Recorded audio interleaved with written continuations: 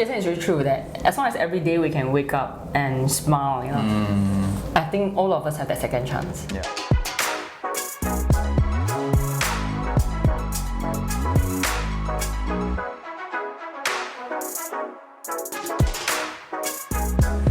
In real life, what's up, Yeah, on purpose actually. What's up, you guys? Okay, welcome to the Fill-Fullment show. Yay, some yay. Today I'm here humbly, honorably, with Michelle Lim from Net School. Yes. Yeah. Hello everyone. So okay, I met Michelle. I was first introduced to Michelle at the TEDx, at the TEDx, right? Yeah, correct. And then it turns out like Michelle, I mean I say lah, but Michelle was the one like, you're Jason, right? Then I'm like, how she knows me? It turns out we already know each other. We met previously already at a separate event. Yes, correct. Yeah, We met in a separate event. You were the speaker. I was the speaker. Yeah, cool. Yeah. So thank you so much for coming And aboard. I'm happy, really honored. Thank you. I really loved your message really about. I mean, it's so in line with what we talk about here also. It's really about living in purpose, living a purposeful, meaningful, like work lah. Yes. And I really believe that you are someone who really is living a fulfilled life, like a life of fulfillment. Learning. Like, So yeah, let's get into the interview now. sure. So yeah, tell us more about yourself and what do you do? What is your story? Okay, so my name is Michelle. I'm the CEO and the co-founder of Med School, as well as the social enterprise Make the Change. So basically, based on these two companies, you'll know about it's very much on education related and creative related. So Yeah. Med School is basically it's a brand name that is owned by Chatsworth Media Academy. So it's a private independent school in Singapore that we advocate making a difference through marketing, advertising, and design. Hence, we offer our in-house diploma programs. We offer a series of corporate training programs. Majority of our students age between 17 all the way to 45, ranging from young fresh graduates to working professionals, executive and C-suite level. So Med School is basically just a integrated marketing, advertising, design school that is offered in Singapore. Then the other business that I'm very involved in is actually a social enterprise Make the Change. So Make the Change, my title is Change Maker. In fact, all of us in our Make the Change, our title is Change Maker. So as you know, the title means Change Maker. It means that we don't want to make noise, but we wanted to make a difference and make a change. We call it the change because we wanted to really impact the community and giving back through the years that we have learned in education, in creative business. And so Make the Change is actually a full-fledged creatives agency that we serve the community in three different ways. One is actually a creative agency, it's a digital marketing agency, so we serve commercial clients, NGOs, by running fundraising events, running marketing campaign for them. But we also have community development programs whereby we run special workshops for special needs community.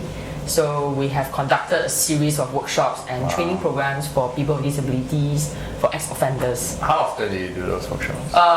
Every year we have approximately about 60 to 100 of the special needs people joining our programs. Wow. Yeah, that's a yearly event that we will be doing it. So it lasted for like about 7 to 8 months. Wow. Then the third part is actually CSR. So we advocate every company, regardless you're a social enterprise or not social enterprise, you should have a social responsibility.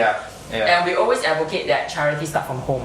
How you treat your staff, how you work with your stakeholders is the first level of your CSR. Then, so when we do the CSR, so I usually will go around to companies to give trainings on the CSR, as well as to help them to strategize with the HR department on how they make CSR become a mandate instead of like a year-end surplus. I have profit, okay, let's do something. Christmas coming, let's cut a check, So we would like the companies to make it as a part of their mandate or even budget in when they're doing for their planning for the following years. Do you have an example of like a recent one or like maybe your favorite one? Okay, the most recent CSR is our own company's one. Okay, that's the one that I would like to share. Because when we have been advocating a lot of companies to do CSR, I realized whereby although our team has been involved in community giving, but as a company we hardly do it together. So recently we started. Last November, I went with one of my senior management to Bogor, Jakarta, to one of our business associates, introduced us to a group of refugees who were stranded in Indonesia.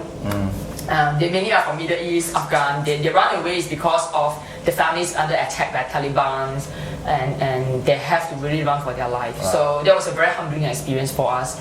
And they were stranded in Indonesia for years, and most of them are living off their savings. And they couldn't work. Their children cannot go to the school because of the status that they're holding as asylum, seeking asylum. So what we did is basically we look into the community and we realized a lot of them are very talented and educated. So we're looking into the gig economies. How can we, since they cannot have a legal working permit or employment opportunities in Indonesia, is it possible that they can go through technology and leverage on the gig economy? So we went in and we conduct digital marketing for them. So we hope that by getting them, empower them with some relevant skill, we can persuade more SMEs in Singapore, our clients, to engage them on an online freelance basis so they can have some basic incomes to survive in Indonesia before they're being resettled in other countries.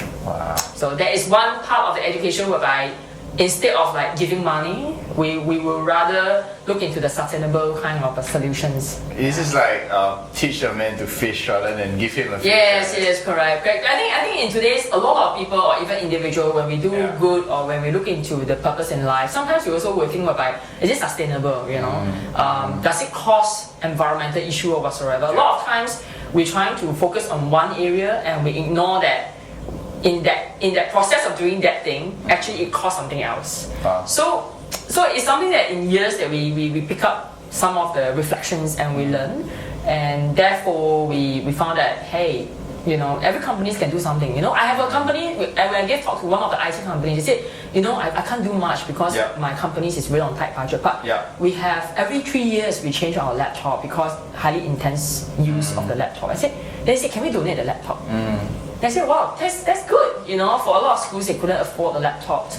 And some of them, they said that they can volunteer their IT guys to do probably, computer fixing for some childcare center or old folks' homes or care center. They will say, yes, that's a form of CSR as well. So I think every bit counts. Yeah, and the very meaningful one is actually, it's what you're doing, So it's not taking out something from you that you have to fake it and do it. No, it's just from you. Something that's very natural. It's very natural. Doesn't put extra strength and stuff. Yeah. So that's what we love in this kind of work, in a sense, is whereby we make giving is no longer a form whereby really you feel that it's like being forced into it, but it's actually become your second nature, and you find that it's just so natural to give. What happens when you give? Oh, joy. Actually, a lot of times you hear these things, right? Giving is receiving. And it's so often that we hear people say that, when you give, you really receive a lot more, and you didn't expect it. For us, we felt that it's not just a kind of feeling good. We do not want to go into that kind of feeling good mode. We are pretty objective in terms of giving. We wanted to really see the change happen. Of course, it's not easy because we may think we are here to have better solutions, and we wanted to give people options. But if people refuse to change or people refuse to receive it, they may see it as a violence. So basically, for us is that we have to be really humble ourselves, really learning about the situations and knowing that what's their skill set, and see how can we leverage on the recipient strength instead of we think that they are the recipient, so we just throw everything that we have. No, we have to really work with them hand in hand. So I'm quite a believer for this model called ABCD. So what's that? It's asset-based community development. Asset-based community development. Okay. So basically, it's very interesting. It's talking about when you want to impact a community. Very often, we as external party, we thought that we have solutions. We thought that we're at a higher ground, we can see very clearly, we know what's your objective, we can come in with a strategy, and then to tell the people there what to do, and to change the way. But assets-based is actually, instead of you have a hand-me-down solutions, it's actually you impact them by letting go. You groom the community out, you look into their strength, and let themselves be the leader, and we become the facilitator. We step back and they lead that change within the community. Wow. So that is something whereby I've been advocating in a CSR aspect, whereby when we go to the different NGOs or old folks home, I always say that, challenge them to think that how the community can have this role, instead of like, we going in and tell them that you should do this or should do that. I resonate with that so much. Like, I just tell a bit of my yoke movement. I had this thing called the yoke movement. So we actually went around to like lesser privileged communities, like people with poorer backgrounds in that sense. Usually a lot of kids, right? And then these kids are very used to receiving like donations and gifts, and then they'll meet these people, say hi one time, they'll like give something, and then they don't see them in the rest of their lives, and they get very used to this mentality of like, okay, I'm just here to receive, right? Yes. So when I went there and I shared with them my story, everything, I said, you have so much value in you, and I'm not going to ask you for money, but I'm going to ask you something even more valuable than money. Asking for you, your time, your energy, like you have so much value. Exactly. You are an asset. You are so powerful. You are like powerful beyond measure. So I said, come and join me in volunteering. Yes. So I asked these youth who received who always get, I asked them to go and volunteer. So last few years, like we went to Bright Vision Hospital and we just like entertained the patients there. Oh wow. Yeah, and it's very empowering. That's true. I love the model. So often a lot of people thought that okay, I'm from a less privileged background. I couldn't give. When I'm ready or when I have something, I give. But they've forgotten whereby, as we mentioned, the most valuable things that a human being can give to another person is their time. Their time and their energy. If you have these two, you are already ready to give. And that requires a lot of compassion and willingness to give, because it's part of it's your thing, is it? And you really give part of yourself, your life to people. Because time is life. So that is even much more meaningful than goodie bags, money, all these things. I mean, you're someone who's managing two businesses, right? I think maybe you understand the value of time so much more in money, of course, resources, like the resource of time and money. Yes. How do you juggle two things? Well, I had a lot of hard time, to be honest. But I'm very, very blessed because my team stick with me during the most difficult time, and I have a very understanding team. We have a very young team. Average age is actually about 36. Very, very young group of people. And when we went through difficult times, I think as a leaders, I have to be very transparent to them. Like there were times whereby we really, really very tight in cash flow. I have to be very honest to my team to say that is it possible that I can work out some installment plan, and really, really thank God and really thank my team that we really pull through, and now we see the growth and we see the profitability, and we always remember that humble background. So resources to us is always looking into two aspects of it. One is actually I learned through these whole lessons, I learned how to be a better steward in resources. Second part is actually, I realized when you have the resources, it's not just about keeping it, it's about giving up, giving back as well. And when we are able to give back, you can see that it becomes like a circular kind of economy. So it will just circulate back to you, interestingly. And if you are generous to people, people will be generous back to you. So of course, it doesn't work all the way. Not every clients are very generous, but I think understanding resources that we are the steward. A lot of people thinking that I'm the owner, so everything I have is mine. But I changed the mindset. I learned through years that it's actually we are just a steward. Share what is stewarding? Steward is meaning whereby you are being delegated to manage these resources. And when you are being delegated to manage these resources, you have to be accountable for these resources. And every single resources that you have is very much about how do you make the good use of it for the wellness of the team and of the stakeholders. And very often we need to ask ourselves is actually who are truly your stakeholders. In our companies is very fortunate is because I'm the major shareholder, I'm the only shareholders and I'm the management person. So basically it's actually when I'm wearing the hat as a shareholders, of course I'll demand the company to be profitable. But when I'm wearing the hat of the CEO, I'm going to make sure that my entire stakeholders are benefiting from it. It's not just answering to the shareholders. So it may sound a bit vague that how could you split yourself into two? But I always see company and personal as a separate entity.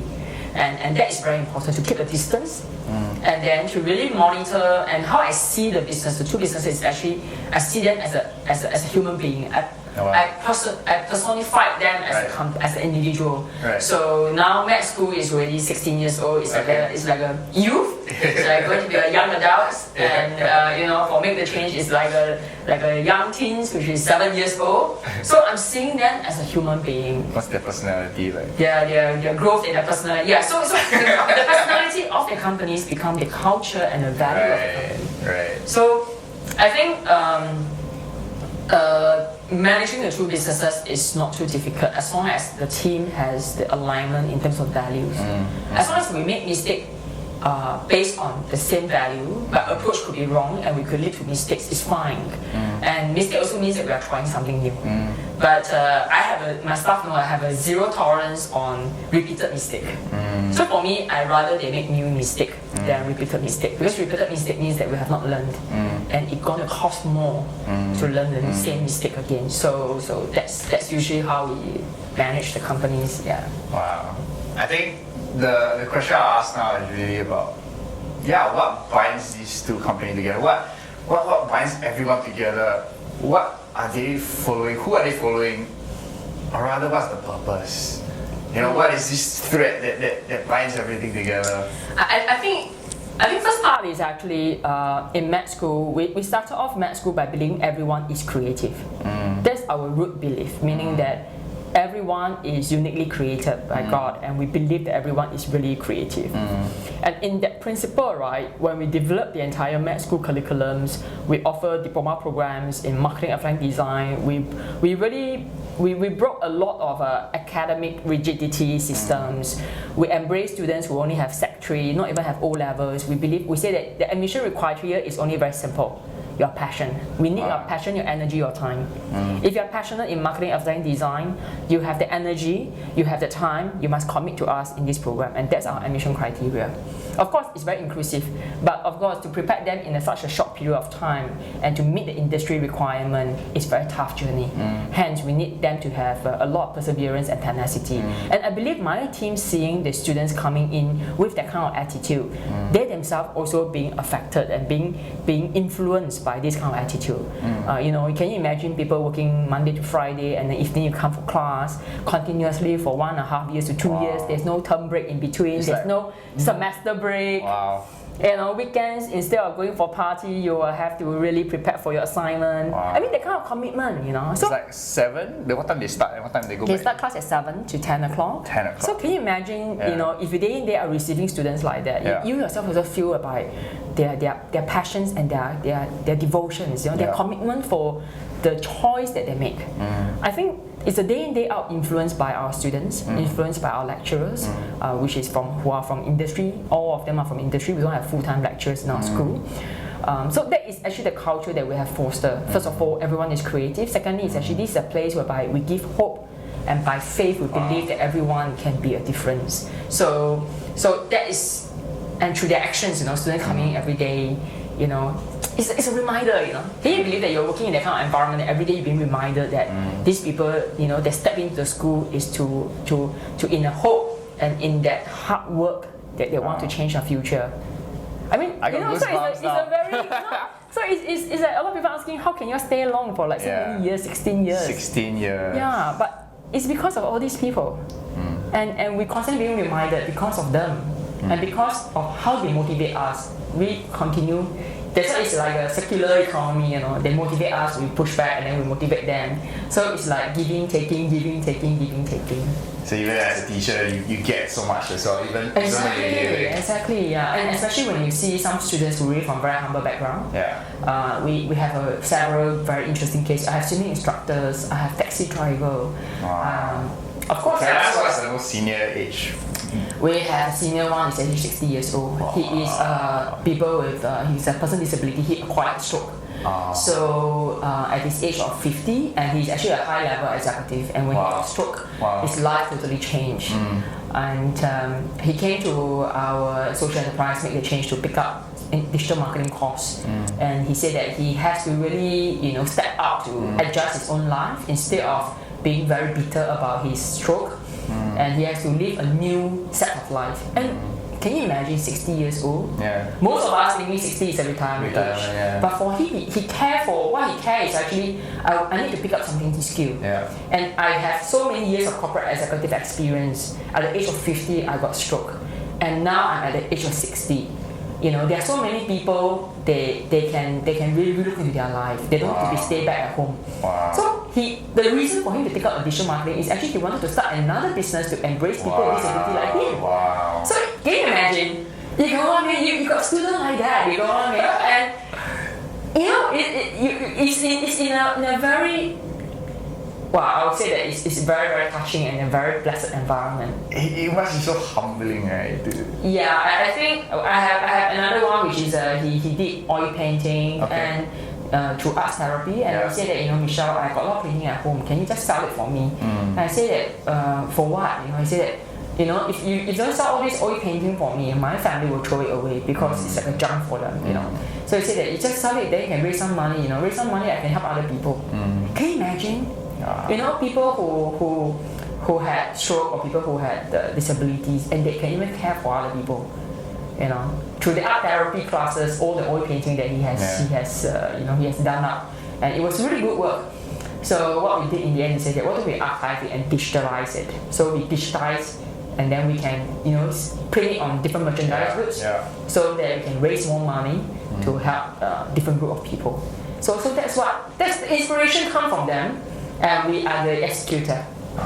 So that's how, when the med school originally is only purely for private education's independence, and we find that as an educator, what's the point that we educate people to be kiang nang, they're smart, they are skilled, but if they are not ho nang, they are not kind, they are not good people, what's the point? It's only doing disaster to the economy and to the future. So Make the Change was originally like a CCA within the school, that we get the students to volunteer their skill set. Then it became bigger and bigger. Therefore, in 2013, we isolate, we take it out from the med school and become an independent social enterprise. So that was the birth. I was about to ask that. Yeah, that was the two. Yeah, that's how it is spin off. It's the Make the Change is spin off from the school division. Yeah, correct. Okay. A lot of school you do social good is because of the checklist, community score. But for us, we want our students to do skill volunteer. When they learn marketing, they can do fundraising for NGOs. When they learn advertising, they design message strategy for NGOs. When they learn design, they can help the NGOs to design their products and their services so that they can reach out to more people. So I think that's pretty aligned. Yeah. So we found out about the birth of the change. Make the Change, right? So how did med school how was it birthed? So very interesting is actually I majored in economics. I wanted to be a banker. So in 1996. I managed to got into a very ideal job to give me a good career path to become a dealer, a trader. Day one of my work, I realized that sitting in front, I was being arranged to sit in front of the computer, looking into all those investment charts, and my manager told me that okay, you go and analyze all these things, and then you learn the tradings, and I was just questioning myself, is that what I'm going to sit in front of a monitor and then just live off like that? And just looking into the speculation of the stocks, buy low, sell high, buy low to make profit. And then I was questioning myself, is that the meaning of life? by just looking into that rigid screen and then make huge money. And I looked around. I think everybody surrounded me was very stressed. You know, they were like puffing the cigarette non-stop, and then, you know, and I know that is not for me. So I took a very drastic move on the day one. I quit my job. Day one. Yeah, correct. I know that is very unusual, and I know that is pretty shocking to my parents, and I said I can't stay in the environment, and I was lost, you know, really, you know, because all my degrees I have planned to be a dealer, an investment banker, and that was my dream. And suddenly the day one I realized that, oh shit, that's not what I really want. And I went through a lot of self-discovery, you know, questioning myself what I really like to do. And again, cost of living, right? So I have to really send out a lot of resumes and then try different management positions, management trainees position.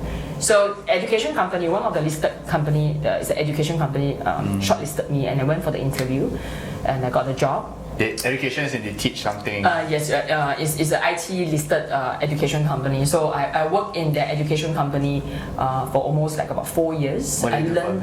I learned about become a course consultant. Okay. I was a course consultant. Then I started to promote degree programs in the Singapore. That means it's Australian degree programs they brought into Singapore. This company was in Singapore? It's in Singapore. It's informatics. Informatics, yeah, correct. So I learned a lot of things during informatics time. I learned about the entire education system.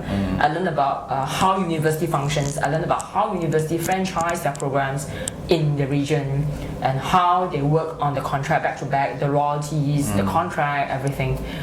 And I was headhunted to a smaller firm. So I went on to a smaller firm. It's also an education company.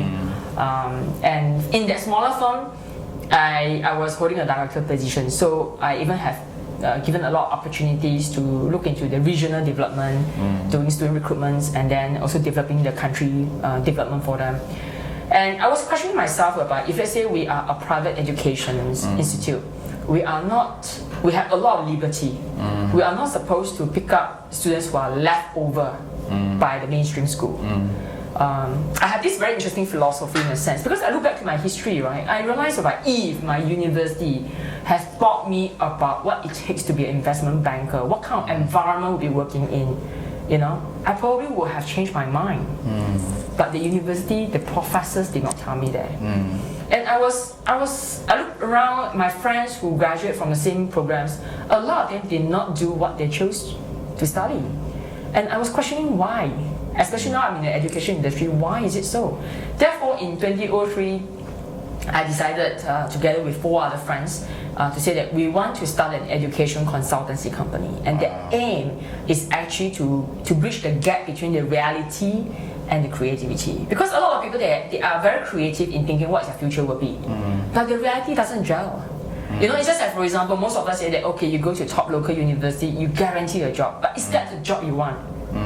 I think there's so there's too many people out there who are studying. I mean, this is the narrative of society, right? It's like, okay, study hard, go to a good university, get a good job. I mean, we're getting more and more awareness about how this was the industrial age system, right? Which is like, this is the system. Yes. But the world is changing. This is the 4th industrial age, right? And you know, Jason, the thing is, a lot of us, you know, talk about in Singapore, right? How many of us get into your first choice, to be honest? You get into your university, are you in your first choice?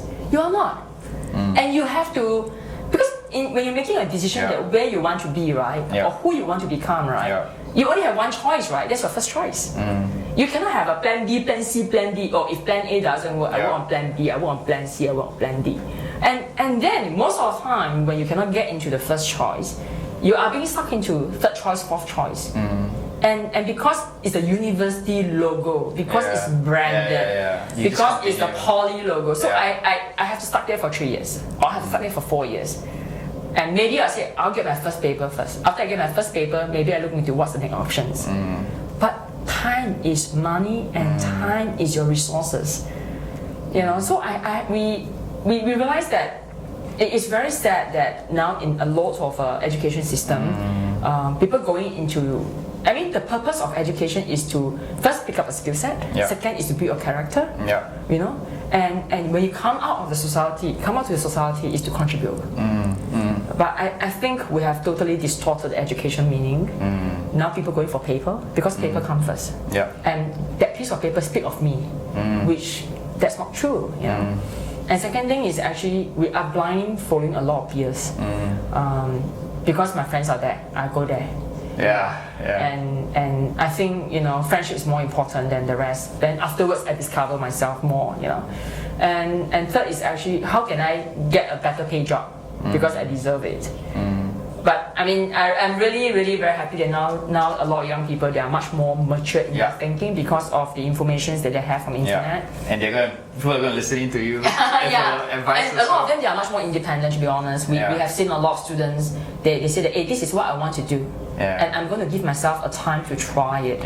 And I really embrace this kind of daring decisions and the bonus. And even I have a son that is 15 years old this year now. And I also told him about, you know, life is so short that you should go for it all out to try something that you think that you want to do. But you have to set a limit. You have to set a limit in the sense of like you give yourself how much time and what you intend to see the outcome of it. You know, and to give your very best all the way out. And from there, if you discover it and you learn it, even though you fail, so what? At least you learn something about yourself. It's never too late. You never learn how much you can do until you go all the way. Yes, and who you can become until you go all the way. Yeah, no plan B. I always tell people that, you know, although I know in business sometimes you want to have a contingency plan, you know, safety nets, you know, but when it's about your life, I always would like to encourage people that there's no plan B. Because when you burn your bridges, you look forward, right? It's only one way. Like for example, I just want to be a banker. I give all out, and in the end I got the job, but I realized that was not what I want. I quit immediately, and I have to look for next alternative. But that was after I've tried it. So that's why I wouldn't have known that you won't like it until you got there. Yeah, and it's tough to get it in. You have to been through many interviews and really prepare for the interview to work hard for it. And it's all in your head knowledge that you thought you know. But then in the end, when I went for the interview, my heart told me otherwise. So I also learned how to align the head and the heart. You know, that is very important. A lot of us is a head knowledge. It's a high pay job. Why not? I need to buy a house before I turn 35. I want to get married, start a family. So it's very rational decisions. And that's where we see a lot of challenges now. You know, to be honest, that we are so busy in pursuing the wealth and the financial stability. We have ignored quite a lot of variable things like time for yourself, time with a family, and time to discover your life purpose. You know, so I think this is very important.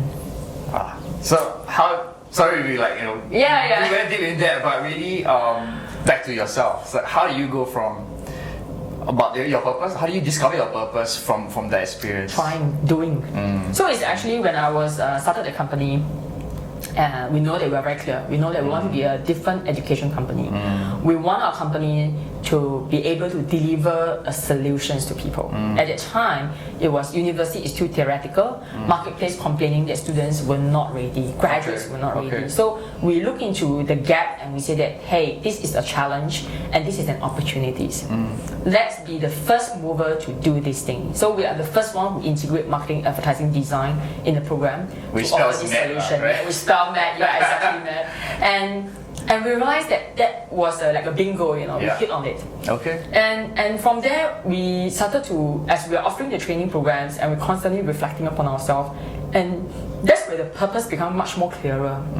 And the purpose was developed through our way of doing and reflecting. And then we realized whereby the purpose of the company is truly to give people and second opportunities, you know, to really discover their passion. You know, regardless of all the system, parents or whatever, you know, be daring to pursue your own life. And when we use this as a message to tell people, and we really attracted people who really wanted to do this thing, and we discovered that that's an aligned purpose. We're here to offer a solutions, and people need that solutions, and that is, education is supposed to let every individual to expand their life by knowing themselves. So a along the way we improvise our education purpose, and then we come to realize that that's how we define as an educator. So we still call ourselves as an educator in a sense whereby first skill set is a must. So no longer, I always say all schools are good because all schools provide good skill set. But second is actually along the way that when you study, how do you know yourself better? You know, how can we create an environment to let the students really know themselves better and know the real world better? So that's where it's manifested in our system. We don't get full-time theory lecturers, we get all the industry people. So, and we ask the industry people that you don't change your way of speaking. You come to the school, you speak exactly the same way in an agency. So, you know, where some lecturer coming in and then they like, you know, have their own self with the 4-letter words or whatever, you know. We say that that's the environment that we wanted to give the students to understand that this is what it takes in the world. This is the real world. And if I say we can simulate that in a school environment, when they step out, it's easy for them to adapt. In fact, they don't even need to adapt. That is just seamlessly going into the industry. I'll just pause you and I just got goosebumps and just smiling because I mean, I saw some connection there. Your purpose came from your story of how you went to the banking industry. Exactly. You didn't know what the real world was like. Like you said, right? If you knew the real world, the real banking world, you probably wouldn't have gone there. Exactly. Right. So this is like giving them a real world. That's part one, and part two is like the word second chance for you. This is your second chance. Like you got a second chance in life. You know. This is, you're not just existing. You're not just going through the motions. You're not just through. You know, you're not gonna. Not gonna enjoy it. The banking. So you didn't go through it, and now you're truly existing. You're truly living your purpose, and like I'm just so amazed. I'm just like, you know, Jason, it's really true that as long as every day we can wake up and smile, you know, I think all of us have that second chance. You can volunteer yourself to some of the NGOs. You can volunteer yourself to do some of the work. And if you like to work in certain companies, you don't need to say about, oh, can I come in as an intern to pay me this much or whatever. Volunteer yourself. Just volunteer yourself to get close to the company that you want to work in, or get close to the people that you would like to be your mentor. You know, volunteer your time and your energy. That's what you mentioned earlier. You know, and when you're trying it, you also have to take time to reflect. A lot of us is actually we go through motion. We do and do and do and do, and then we got burnt out. And then we blame the whole world system. You know, but you need to take time to reflect and to constantly upgrade yourself. So there are two things I always ask people to do. First is actually you have to take actions. Taking an actions is to let yourself constantly in the motions. The second is actually you have to constantly upgrade yourself by reading. Reading is a very, very important habit. I mean, till now, I always advocate my colleagues, everybody to read. Regardless what you read, it could be your hobby magazines, it could be your novels or whatsoever. You must cultivate that reading. Do you have any like top 3 books on top of your mind recommended readings? Well, for everyone, one of the books that I really highly recommend is Simon Sinek, The Start With Why. Yes. That's a very good book. And the other one is by the French author. No, it's a very long name, The Little Prince. The Little Prince. I heard about it. The Little Prince. It's translated to multiple languages and sell millions of copies. It's a very, very good book to talk about life philosophy. It's talk about this little prince traveling to different country, different planet. And the planet represents us, the world. So it's a very, very interesting book. And I would say that for me personally, the third book to me is actually, I'm a Christian, so it's Bible for me. So of course, for people who have a faith, it's actually you have to understand your faith. We are spiritual beings, I believe. So spend time with your own faith, and it's also spend time to connect with a family. It's very important. So for those who are not working at the moment, treasure your time with your family. That is very, very important, because when you are busy, when you are chonging for your career, you won't have that time. So don't see that now the idling time is a waste of time. It's a preparation time. How you prepare, and we always hear people saying, right, opportunity always knock on the doors of people who prepare the most. So how do you prepare yourself for it? I think that's very important. Wait, let me see if I got any more questions. I think that was so good. I'm sorry, I think we go. No. I thought it was precious. Actually, my man Nick is like behind the camera. That just now. Nick, you were just saying, if you don't know your purpose, maybe you tell us the quote. If you don't know your purpose, what do you do? you don't know your purpose, then you look for someone that has a purpose, and then you kind of you go with that person. You will learn from that person. You will figure it out along the way as you learn from the mentor or whoever that you're helping. Because the other party has a sense of purpose. Yeah, they know the direction to go. Yeah, that's very important point. Yeah. Get closer to people that is positive and have that. Yeah, that's a very very good idea. Yeah. Is there any questions we got from? Can you help me go through? Is there Do you have any questions? Any questions for our IG live crew? I saw you at YMCA. What? Someone saw you at YMCA. I wasn't at YMCA. A while ago. You want to?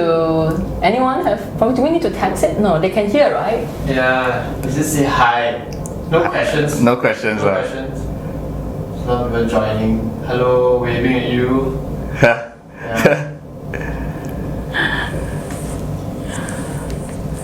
Yeah. Yeah. That's cool. I think the last question I was asked is, how are you fulfilled? Which is fulfilled, right? How are you fulfilled? Yeah. How am I fulfilled? I think fulfillment, purpose is not a very big jargon word. A lot of people say passion, purpose, fulfilling life is such a fluff word that we can't grasp it. Actually, I would like to make it very simplified for everybody. Every day when you wake up, you must have some dreams that you have not, or probably you have dreams that you wanted to do, but you forgot it. You already no longer pursuing it. Go and take a paper and journal down what you really wanted to do. What you like to travel around the world? How you want to travel around the world? And how do you find the means to travel around the world? So what you need to do to travel around the world? So you can distill down. And for people who are asking for purpose, then you can start off with what is one thing that you find that is very personally important to you, and you ask 5 times why. Why? You ask yourself 5 times.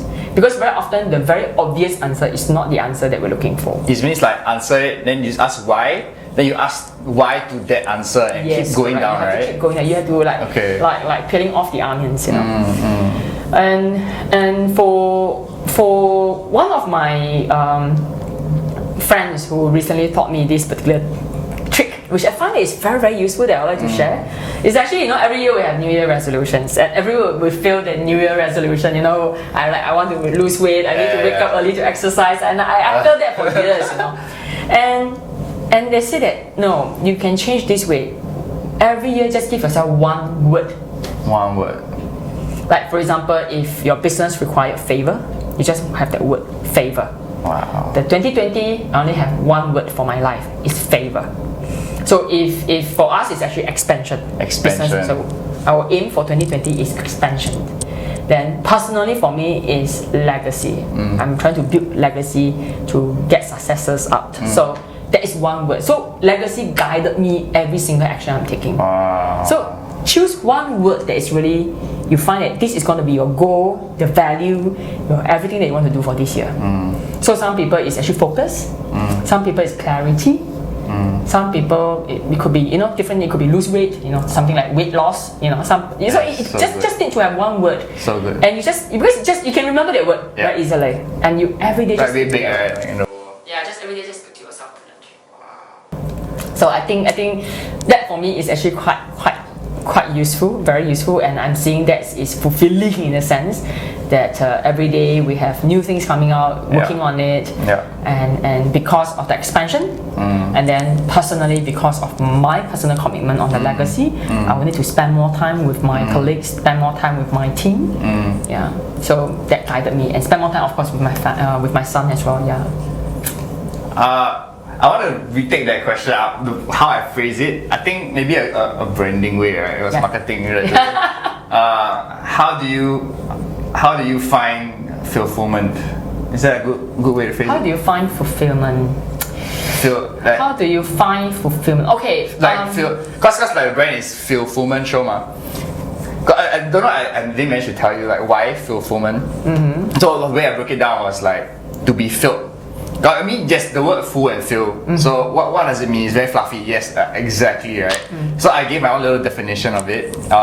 Maslow hierarchy of needs. Yeah. Self-actualization is like apparently one of the top highest one. The one that most people know, self-actualization. You actualize your potential, right?